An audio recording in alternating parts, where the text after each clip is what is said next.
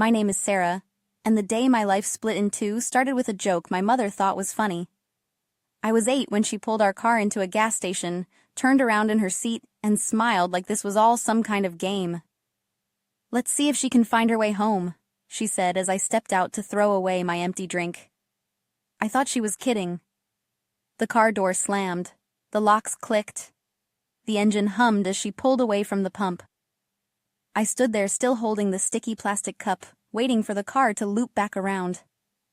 Any second now, I told myself. Any second. It didn't.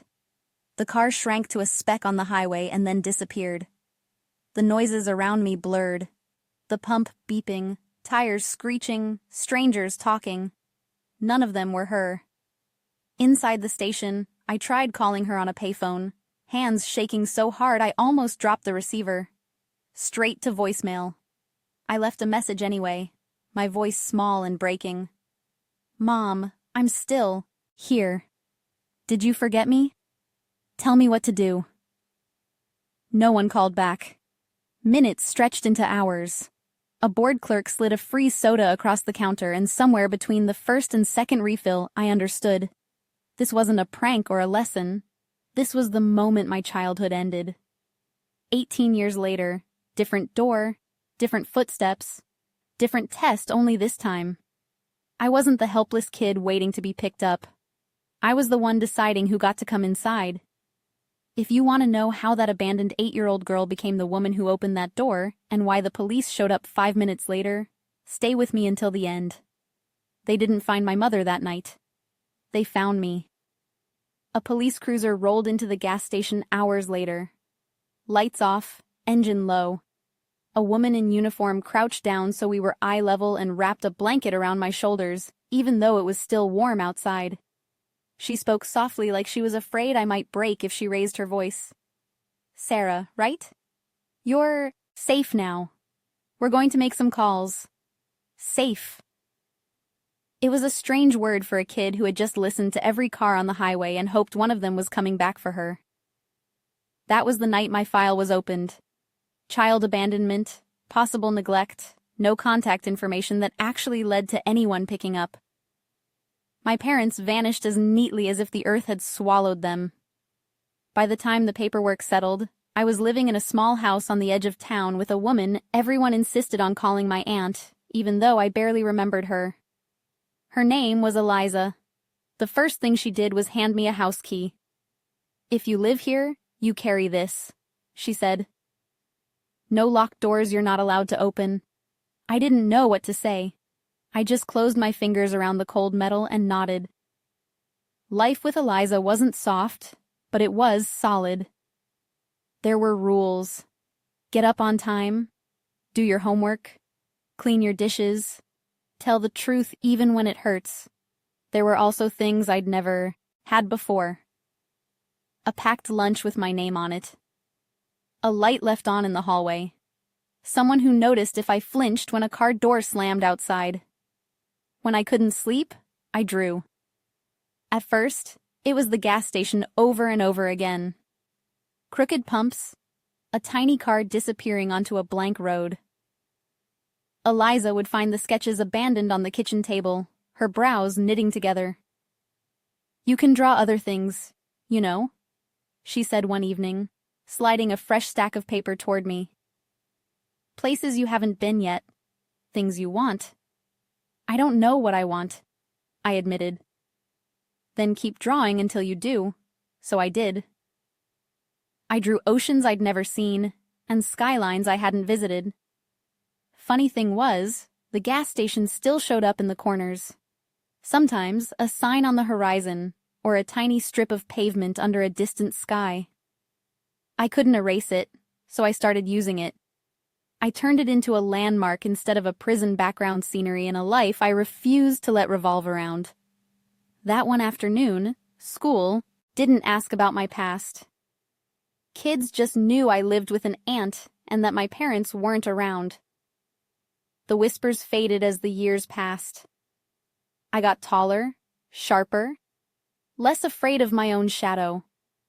I learned to answer the phone without expecting bad news. I learned to walk into a room without looking for exits. By the time I hit 18, the file with my name on it was thick and worn from caseworkers' hands. But the last note was simple. Doing well with guardian. Plans to study art. No contact with birth parents. No contact. I thought it would always stay that way. 18 years after the gas station, my life finally felt like it belonged to me. I was 26, living in a tiny but bright apartment above a coffee shop, my art studio crammed into the corner by the biggest window. I had a part-time job designing flyers and logos, a growing list of commissions, and an upcoming gallery show that made my stomach flip every time I thought about it. On most days, my past felt like another person's bad dream. Then someone knocked on my door hard. At first, I ignored it. It was a Saturday, and I had music playing, brush in hand, sleeves rolled up. Whoever it was could leave a package or come back later, or ideally forget I existed. The knocking came again. 3 heavy, insistent blows that rattled the thin door in its frame. I froze.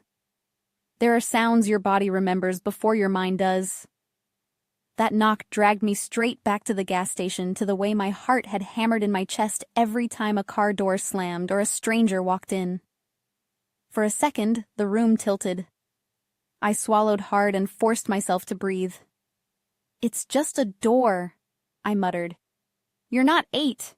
You're not stuck." My phone buzzed on the table. A text from Amy. "Don't forget tonight we're still going out to celebrate your show, right? Normal life, normal plans." The knocking came a third time. Sarah. A woman's voice filtered through the wood. Older now, rougher around the edges, but still carrying a note I recognized in the marrow of my bones. "Sarah, please, we know you're in there."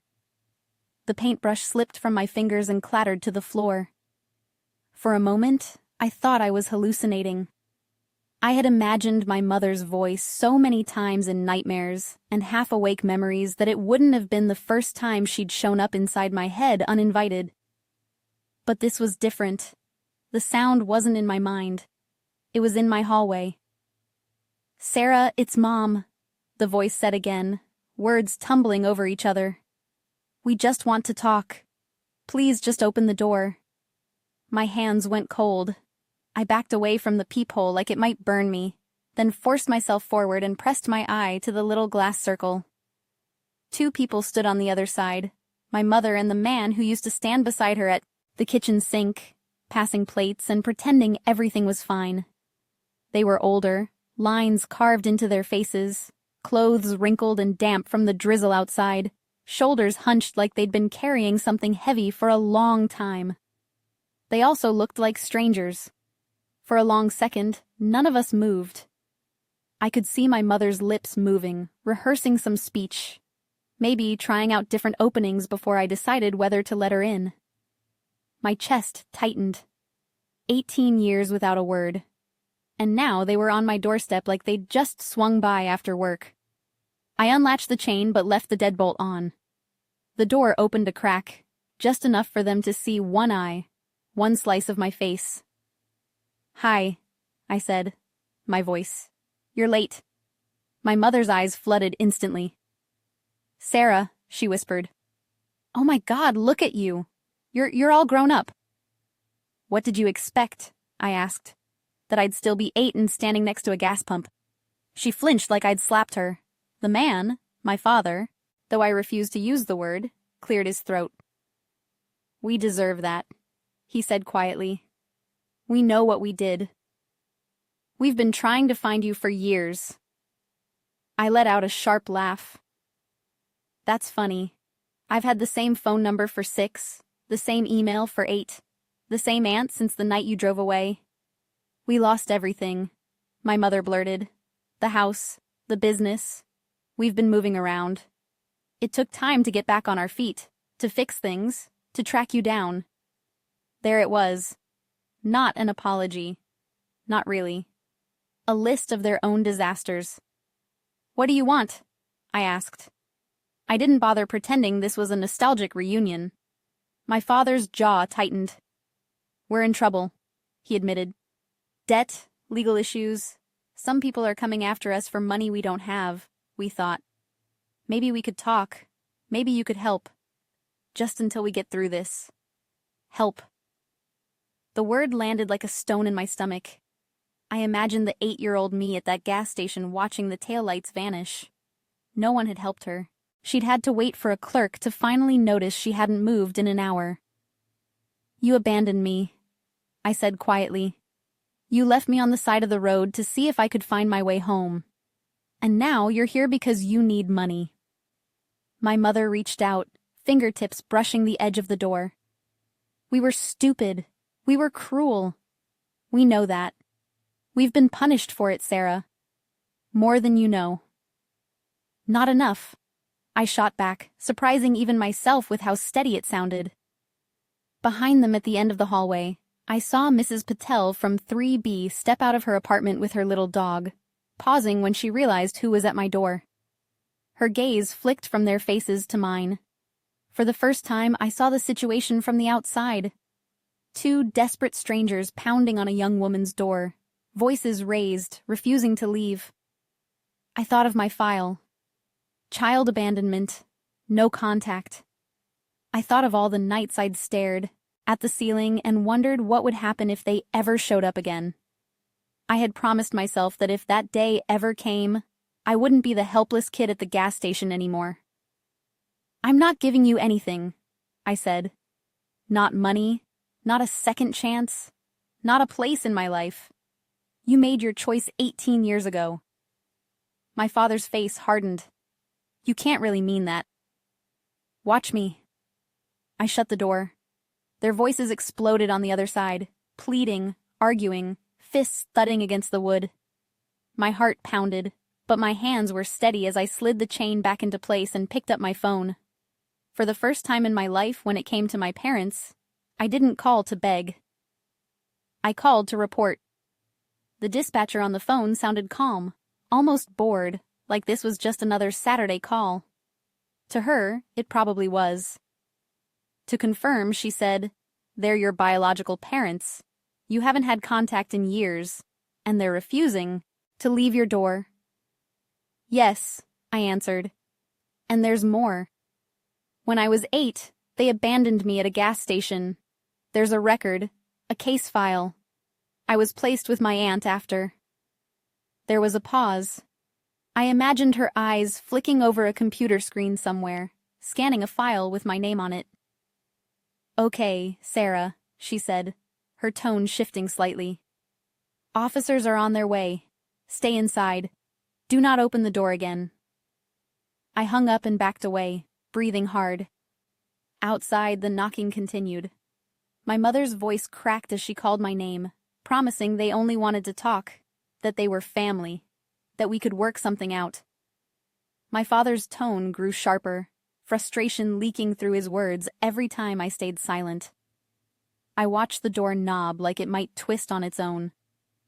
When the sirens finally wailed in the distance, my entire body relaxed in one long exhale I hadn't realized I'd been holding for 18 years.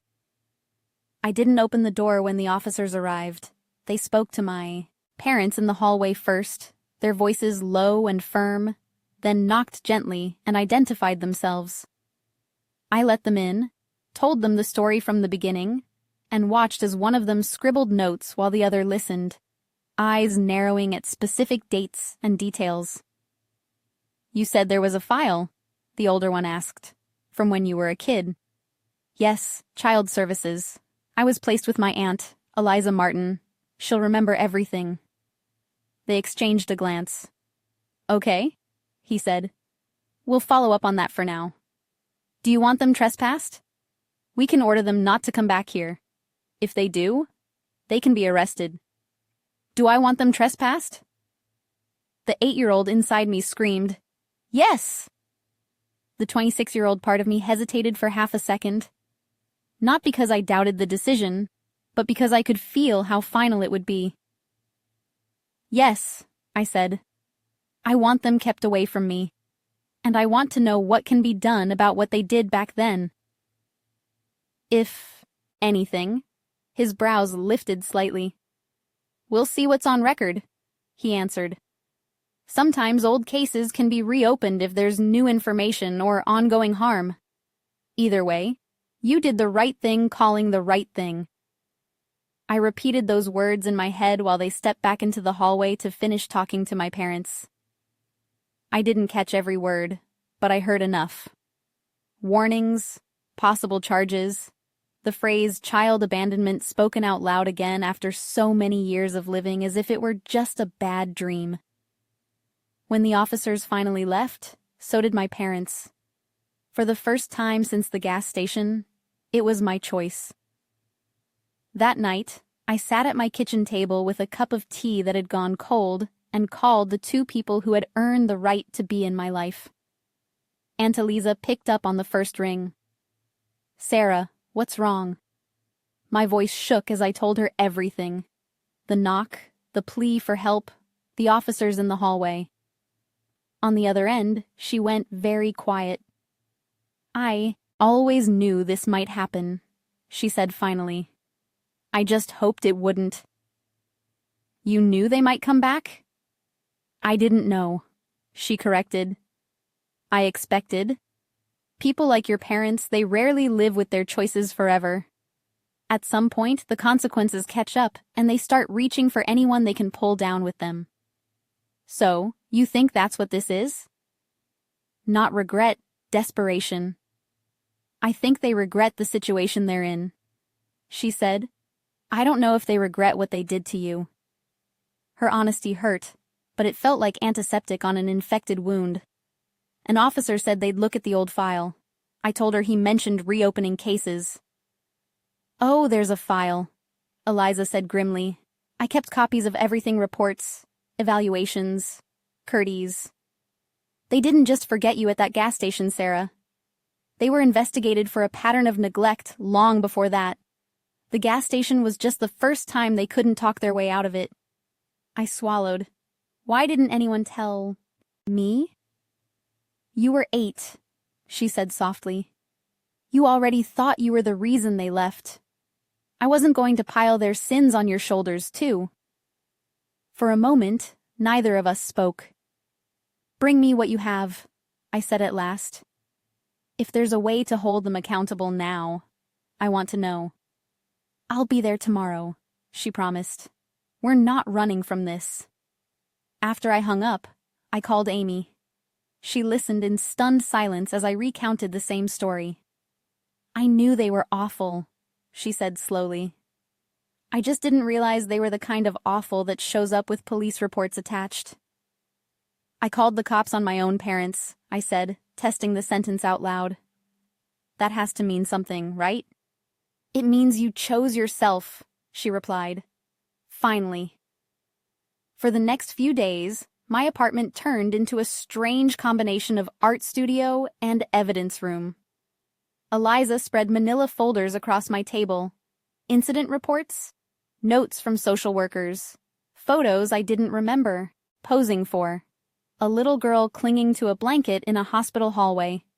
A house with peeling paint and overgrown grass. Handwritten notes about unreliable caregivers and unsafe conditions. Every page was another piece of proof that what happened to me wasn't a misunderstanding or a bad joke gone wrong. It was a choice repeated, documented, and ignored until the day they drove away and didn't come back. One line in an old report made my throat tighten. "Child expresses belief that she is too much trouble and that parents will change if I'm better." I remembered saying that. I just hadn't realized someone had been listening closely enough to write it down. By the time the detective called to set up a meeting, my decision was already made. If there was any justice left to squeeze out of what they'd done, even after all these years, I wanted it. The detective's office was smaller than I expected, cluttered with files and a dying plant on the windowsill. He introduced himself, offered coffee I didn't drink, and opened a fresh notebook. "Sarah," he began, "I've reviewed the old reports and spoken with your aunt. I also read the officer's notes from the other night. I'm sorry for what you went through. People say that a lot when they don't know what else to say. This time it didn't sound like filler. It sounded like he'd actually seen the words on paper and understood that they weren't just stories. "So, what happens now?" I asked. He tapped the stack of photocopied reports Eliza had brought. "Some of this is too old for criminal charges." He said statutes of limitation are tricky, but the abandonment at the gas station combined with the new contact, the way they showed up, the financial pressure they're putting on you. He paused. "We may not be able to punish the past the way it deserved, but we can absolutely protect you in the present." Protect? There was that word again. "I don't just want protection, I," said quietly.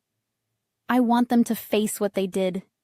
Even if it's just being forced to say it out loud in a room where someone else is listening, we can document everything." He said, "If they keep contacting you, we can move from warnings to charges, harassment, intimidation. If they try to use your identity or pressure you into signing anything, that's fraud. And the old file doesn't just disappear. Judges don't like seeing the words child abandonment next to someone's name." He studied me for a moment. "I won't tell you what to do, but I will ask you this. What do you need to be able to sleep at night?" The answer came easier than I expected. I need them to know that they don't get to walk into my life, demand help, and walk out again like nothing happened. I need them to understand that there are consequences for them, not just for me. His pen scratched across the page. Then he nodded once. "If they reach out again, call us immediately. If you're willing, we can be nearby. Not to ambush them," he added, "but to make sure things don't escalate and to document their behavior firsthand." I left the station with a card in my pocket and a strange sense of momentum, like I'd finally turned around and started walking toward the monster instead of away from it. My parents didn't show up the next day or the day after that. For a week, my phone stayed silent except for texts about the gallery opening and Amy sending me bad memes to make me laugh. Then the messages started. Unknown numbers, voicemails I didn't listen to at first. When I finally played one, my mother's voice crackled through the speaker, thinner and more desperate than before. "Sarah, please. We didn't mean for it to go like this. We just need to talk. We're sorry." "Okay, we're in trouble. You're doing well. You can help us. We're still your parents." "Still your parents?" I forwarded the voicemail to the detective. A few hours later, he called back if you're willing. He said, "We'd like to be there the next time they come by. You don't have to let them in. Just keep your door closed and talk through it like last time. Do you think they'd come if you told them you were ready to listen?" The thought made my skin crawl, but another part of me, the part that had spent years painting that gas station into the background of every canvas, felt something cold and precise click into place. "They'd come," I said. "If they thought I might finally give them what they want, they'd come." We set it up 2 days later. I sent one message to the number my mother had been calling from. "If you want to talk, come by my apartment on Thursday at 6. We'll do this once." After that, no more surprises. The reply came almost immediately. "We'll be there." "Thank you, sweetheart." Sweetheart. The word almost made me laugh. On Thursday, I cleaned the apartment the way I always did when I was nervous, wiping the same counter 3 times, straightening stacks of canvases that were already straight. Eliza sat at my table, arms crossed, watching me pace. "You don't have to do this," she reminded me. "You can tell them not to come. We can leave town for the weekend." "I'm tired of running in my head," I said. "I need to hear them say it. I need them to hear me say no." She studied me, then nodded. "Then I'll be here. You're not doing it alone." At 5:45, my phone buzzed, a text from the detective. "We're in the building. If they show up and won't leave, call. We'll be at your door in minutes." At 5:58, the first knock came. It was softer this time, almost tentative. Then another, harder, when I didn't immediately answer. "Sarah." My mother's voice floated through the wood. "It's us. We're here. I stood just out of sight, my heart pounding, but my feet solid on the floor. Remember, Eliza whispered, close enough that only I could hear. You're in control. This is your home, your door, your life. I took a breath and spoke through the door. I'm here. I'm not opening it. We talk like this. There was a small, stunned pause, and then my father said, Fine, as long as you listen. They started with their story. It was a mess of excuses and half apologies. The failing business before I was born. The fights over money. The feeling of being trapped by having a child too young. How the gas station was in their minds supposed to be a wake-up call. How they panicked and kept driving, then convinced themselves that social services would take better care of me than they ever could. You made a choice, I interrupted. You didn't panic for 18 years. You drove away and kept going. My mother's voice cracked. We were ashamed. Every year that passed, it got harder to come back.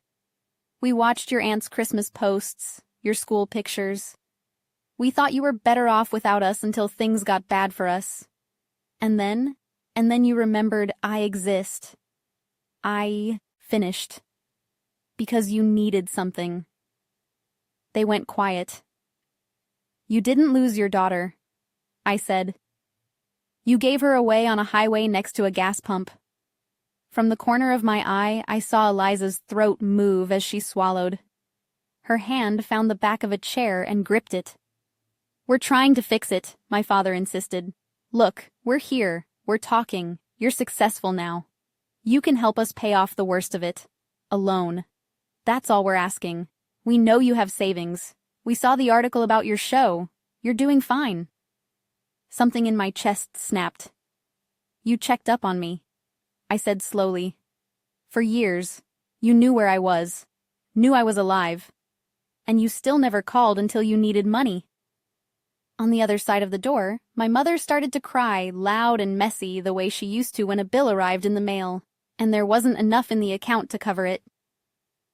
Please, Sarah, she begged. They're threatening us. If you don't help, we could lose everything. You already lost me, I answered. That should have been everything. They kept talking. I let them. Every word, every plea, every justification threaded itself into a timeline going back to that gas station. And for the first time, I saw it clearly. This wasn't about love or guilt. It was about survival. Theirs, not mine. My phone sat on the counter within reach, screen lit with the detective's number ready to dial. You told a cop you wanted them to face consequences, Eliza said quietly, reading my thoughts. You don't have to do this for anyone but yourself. Not even for me. I picked up the phone and pressed call. They're here, I told the detective when he answered. They're at my door asking for money, admitting everything they did. I feel unsafe. I want you to come on our way, he said. Stay inside. Keep the door locked. Keep them talking if you can. I slid the phone back onto the counter and leaned against the door frame, suddenly calm. You know, I said, raising my voice so it carried through the door. For a long time, I thought the universe would even things out on its own. That karma would handle you. But I realized something. What? My father demanded.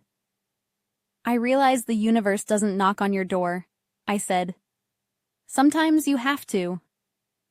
They didn't understand what I meant. The sirens outside did. They started as a faint wail in the distance, growing louder, closer, slicing through my mother's sobs and my father's muttered curses. The dog in 3B started barking. Footsteps pounded up the stairs. The knocking on my door stopped. Sarah, my mother whispered. What's happening? Red and blue lights flashed through the peephole. Someone pounded on the main apartment door down the hall. Voices calling out clear commands. I could hear my last name. 5 minutes after my parents started knocking on my door, the police were knocking on theirs. Eliza looked at me, something like fierce pride flickering behind her worry. Whatever happens next, she said, you didn't abandon anyone. You chose yourself. For the first time since that gas station, I believed her. When the siren stopped outside my building, the hallway went quiet for half a heartbeat. Like the whole place was holding its breath with me. Then everything happened at once. I heard the main door downstairs slam open, boots on the stairs, radio chatter bouncing off the narrow walls. My parents started talking over each other, their voices rising in panic. "This is ridiculous," my father snapped. "We're her parents. We're not criminals." "You abandoned a child," an officer answered, voice clipped and professional. "Right now you are here uninvited after being warned not to return. That is enough." There was a sharp knock on my door. Not frantic this time. Controlled. "Sarah, it's Detective Cole. Can we come in for a moment?" I looked at Eliza. She nodded once.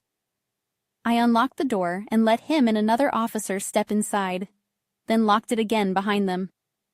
The hallway noise became muffled, distant. In my living room, everything felt strangely small and too bright. "Are you okay?" he asked. No one had ever asked me that with my parents on the other side of a wall before. "I'm fine," I said. My voice was steady. My hands weren't shaking. That felt new. He gave the room a quick glance, probably checking for signs of a struggle, then focused on me. "They're being detained in the hallway while we sort this out. I need to ask you again. On record, do you want them formally trespassed from this building?" "Yes," I said. "I don't want them here ever." He nodded and made a note. "You did a good job keeping the door closed," he added. "You also did a good job getting them to talk. We caught more on the hallway camera audio than you might think." I blinked. "Camera?" He pointed up at the corner of my ceiling near the door. I'd always thought the black dome belonged to the building's security system and had never paid much attention to it. "It covers the hallway outside your unit," he explained. "We have footage from the other night and we're recording now. Combined with the old CPS file and what your aunt brought in, this is more than a bad family reunion." Eliza stepped closer. "What does that mean exactly?" He looked between us. "It means we're not just talking about a one-time mistake 18 years ago. We have a documented pattern. Neglect, abandonment, now harassment, intimidation, and attempted financial exploitation of the same child they abandoned. Only that child is an adult now, and she called us instead of waiting for them to decide her fate." The words sank in slowly. Pattern exploitation. "Financial exploitation," I repeated, "because they asked me for money." "That alone is ugly but not illegal," he said. "What is illegal is this." He pulled a folder from his bag, slid out a photocopied document, and held it where I could see. "When we started digging after your call, we ran your name through a few databases. Someone already tried to use your social security number to apply for a personal loan last year. It was denied, but the attempt is on file. The contact number traces back to one of your mother's previous addresses." My stomach dropped, even though some part of me wasn't surprised at all. "So they were already trying to use me," I said. "They just didn't tell me." "That's why I asked what you needed to sleep at night," he replied. "Because from where I'm standing, we're past hurt feelings. We're talking about identity theft and a long history of putting their needs above your safety." Outside, my father raised his voice. "We just want a chance to explain. She owes us that much." Eliza's jaw clenched. "She doesn't owe you anything," she muttered under her breath. The detective met my eyes. "Here's what we can do tonight," he said. "We issue a formal trespass order. If they come back, they go to jail. We take statements from you and your aunt, collect the footage, and forward everything to the district attorney. They'll decide whether to pursue charges for harassment and attempted fraud." "What about what they did when I was 8?" I asked. He exhaled slowly. Some of it is outside the window for criminal prosecution, but it isn't invisible. Judges and prosecutors see patterns. Old reports matter. And if they're charged now, those old reports help the court understand who they're dealing with. It wasn't the clean justice I'd fantasized about as a kid. Sirens screaming back in time to that gas station. Officers pulling my mother out of the driver's seat before she could leave me behind. But it was something. Okay, I said. Do it. Whatever you can do, do it. He nodded once like he'd been waiting for that. One more thing, he added. They want to talk to you out there. I'm advising against it, but if you want to say something with us standing right next to you, you can. Just know they'll probably try to turn it emotional again. I didn't answer right away. I looked down at my hands, at the faint smudge of paint still under my fingernails, at the tiny silver scar on my thumb from when I had sliced it open on a broken toy as a child. And my mother had told me to stop crying because we can't afford weak children. I had cried alone in the bathroom that day, pressing toilet paper to my skin until it stuck. Now I had 2 officers and my aunt waiting to back me up if I raised my voice. I'll say one thing, I decided. Then I'm done. The hallway felt smaller than my living room had, lined with peeling beige paint and a row of doors that suddenly seemed too flimsy. My parents stood between 2 officers near the stairwell. My mother's mascara had bled into dark crescent under her eyes. My father's shoulders were rigid, his hands flexing against nothing because they weren't cuffed. Not yet. My mother's face crumpled when she saw me. "Sarah," she sobbed, trying to step forward until the officer beside her held up a hand. "Please, you have to listen. We're your parents." "There it is again," I said quietly. "That word. You keep using it like it's a magic key." My father scowled. "We made mistakes," he said, "but we're still your family." I looked from him to the officers, to Eliza standing solidly at my side, to the neighbors peeking through barely open doors, pretending not to stare. "No," I said. "She's my family." I tilted my head toward Eliza. "You are 2 strangers whose last real act as my parents was leaving me at a gas station and seeing if I could find my way home. I did. It just wasn't to you." My mother's breath hitched. "We've suffered," she choked out. "We lost the house. We've been chased by creditors. We've been sick. You suffered because of your choices." I cut in. "I suffered because I was a child you decided was disposable. And even now you're not here because you suddenly love me. You're here because you ran out of options." I stepped closer, stopping just outside arm's reach. The officers tensed, watching, but I kept my hands at my sides. "This is the last time we speak." I said, "You are not welcome in my home, in my life, or in the story I tell about myself. If a judge ever asks, I will tell them exactly what you did, and what you're still trying to do. And if you try to use my name, my number, or my guilt to save yourselves again, I will use every piece of paper in that file to make sure it costs you." For a second, the only sound was my mother's uneven breathing. "You can't erase us," my father said quietly. "We're part of who you are." "I know," I answered. "But I get to decide what part. You're not the people who defined me. You're the warning label. You're the before picture I walked away from." Behind me, Detective Cole spoke up, voice firm. "You've heard her," he said to my parents. "You are being formally trespassed from this property. You are not to contact her by phone, email, or in person. If you do, you will be arrested." "This is insane," my father muttered. "She's our daughter. She is an adult," the detective corrected. "And you're under investigation. I suggest you think very carefully about your next move." They were escorted down the stairs, past the flickering light on the landing, out into the night where the patrol car waited with its door open like a promise. I didn't watch them drive away. I didn't need to. I'd already done that once. This time I turned around and walked back into my apartment before the engine even started.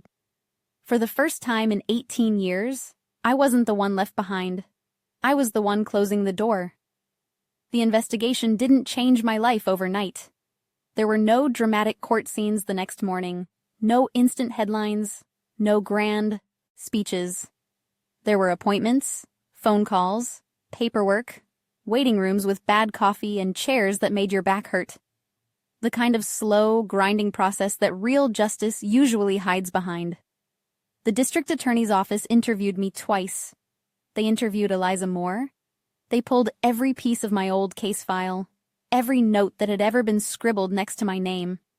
They requested the records from my short stay in foster care before the court had placed me with my aunt. They subpoenaed the loan applications someone had filed with my social security number and traced the IP address it came from. A month later, Detective Cole called. "We're moving forward," he said. Harassment, attempted fraud. We're also including a pattern of neglect history from the CPS files. It won't undo what happened, but it will sit in front of a judge with their names on it. Will they go to jail? I asked. Possibly, he said. It depends on the judge, their prior record, their attorney. But even if they don't, there will be consequences. Fines, probation, restrictions. Their credit is already a disaster, and this won't help. More importantly, there will be a record that follows them. They will not be seen as harmless people who just made a mistake. I hung up and stared at the wall for a long time. As a kid, I'd imagined my revenge in big cinematic strokes. My parents on their knees begging forgiveness. Me walking away while everything they cared about burned behind me. But the older I got, the more complicated it became. Now it looked like this. A file folder thicker than it used to be. A judge reading words like abandonment and identity theft in the same paragraph. The two people who had once held my future in their hands, standing in front of a bench with nothing left to bargain with. The hearing date was set for 3 months later. In the meantime, life kept moving. The gallery show opened. People walked past my canvases with wine glasses in hand, tilting their heads and murmuring words like haunting and raw and resilient. They lingered longest in front of one painting, a highway at dusk, a small gas station glowing like a wound in the distance, and in the foreground, a woman standing with her back to it, walking toward a horizon made of city lights. No one knew it was the closest thing I had to a self-portrait. After the opening, a local reporter asked to interview me. Not about my parents, but about how trauma had shaped my art. I didn't give names. I didn't tell her about the court date. I just told her the truth. I used to think healing meant pretending it never happened, I said. Now, I think it means telling the story in a way where I'm not the weakest person in the room anymore. Eliza framed the article and hung it in her hallway. Amy made it her phone background. On the morning of the hearing, I put on the only blazer I owned and caught my reflection in the mirror. My hair was up. My eyes were clear. The woman looking back at me did not look like someone who needed her parents to validate what happened to her. She looked like someone who had already decided what home meant. The courthouse smelled like paper and old air conditioning. Eliza sat on one side of me in the hard wooden pew, Amy on the other. When the bailiff called my parents' names, they shuffled in from a side door. They looked smaller than I remembered, not physically, though they'd both lost weight. Smaller in a way that had nothing to do with height. They saw me. I saw the flicker of hope, the quick calculation. Maybe if she sees us like this, she'll speak up for us. I didn't. The judge read through the charges. Harassment, attempted fraud, violation of prior CPS orders regarding contact. The public defender made a weak argument about financial desperation and familial misunderstanding. The prosecutor laid out the facts with clinical precision, sliding the reports and recordings forward one by one. The hallway audio played through a small speaker. My mother's voice filled the room, brittle and pleading. My own voice followed, calm and sharp. "You didn't lose your daughter. You gave her away." The judge glanced over his glasses at my parents, his mouth a flat line. When it was my turn to speak, I didn't stand up for them. I stood up for me. "I'm not here because I'm angry they're poor," I said. "I'm here because when I was 8, they treated me like something they could leave behind to make their lives easier. And now, years later, they showed up at my home trying to use my life again. I'm not asking you to fix my childhood. I'm asking you to make it clear that people don't get to do that and walk away clean." My voice didn't shake, not once. In the end, the sentence wasn't dramatic. It almost never is. Probation, mandatory financial, counseling, restitution for the damage to my credit, a no-contact order that stretched years into the future, a note added to their records that would follow them into any situation where they tried to position themselves as caretakers. They wouldn't go to prison for a decade. They wouldn't live in constant fear of sirens. But for the first time in their lives, they were officially, formally, publicly labeled as what they were, and I was no longer the only one saying it. Outside the courthouse, my mother tried to catch my eye as they were led away. I turned toward Eliza instead. "You did it," she said quietly. "You walked all the way back to that gas station without ever leaving this city." "I didn't go back," I answered. "I brought it here and then I walked past it." We went home. Later that week, Amy drove me out of the city, past the strip malls and subdivisions to a lonely stretch of highway I hadn't seen since I was 8. The gas station was still there, though the pumps were newer, and the logo had changed. The sign out front advertised cheap coffee and overpriced snacks. "Are you sure about this?" she asked as we parked. "No," I said honestly, "but I think I need to see it as the place it is, not the ghost it's been." We bought coffee we didn't drink and stood by the window where a bored teenager rang up lottery tickets. Outside, cars pulled in and out, engines idling, doors slamming. No one looked twice at us. I walked to the edge of the lot, to the spot where the pavement met the gravel. In my memory, that place had been enormous, an endless sea of asphalt stretching out into forever. Now it was just a parking lot. I pictured the 8-year-old version of me standing right where I was, clutching a sticky cup, watching taillights shrink into the distance. "I used to think this was the place where my life ended," I said. "Now I think it's just the place where the wrong people left." Amy bumped, her shoulder lightly against mine. "And the right people found you." I smiled. "Yeah, they did." On the way back to the car, I took one last look over my shoulder.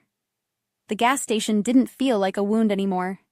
It felt like a landmark, a chapter heading, a place I passed through, not a place I lived. That night in my apartment, I started a new painting. No highways, no gas pumps, no doors. Just a woman standing in front of a blank canvas, brush in hand, the outline of a key on the table beside her. The caption I wrote for it weeks later when I posted a photo online was simple. "They left me to see if I could find my way home. Turns out I didn't need to. I built one." If you had to choose, would you open the door for the people who broke you? Or would you finally close it and lock it from the